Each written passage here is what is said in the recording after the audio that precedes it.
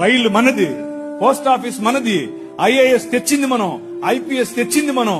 తెలుగు భాషను మ్లేచ్ఛ భాష అన్నారు. అరే ఏం భాష మాట్లాడుతున్నాడు మ్లేచ్ఛుడా అంటే, తెలుగు భాషలో డిక్షనరీ, మొట్టమొదటి డిక్షనరీ మంది.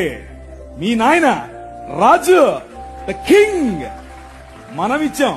CP Brown, he was a missionary. ఆయన కలెక్టర్ మాత్రమే కాదు, మిషనరీ. తెలుగు భాష గద్య భాగంలో మొట్టమొదటి పేపర్ మనది. తెలుగు భాష గద్య భాగంలో మొట్టమొదటి పుస్తకం మంది.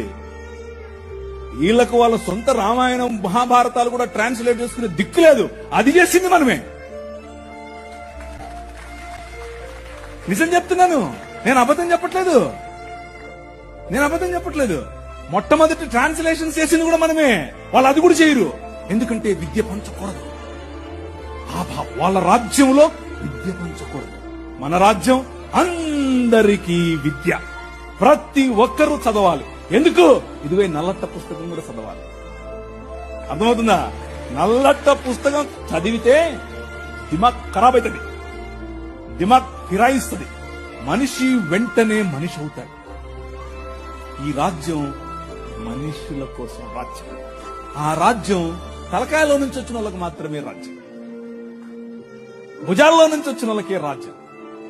ఈ రాజ్యం అందరి రాజ్యం, అందరికీ సుభిక్షత, అందరికీ పట్టభద్రత.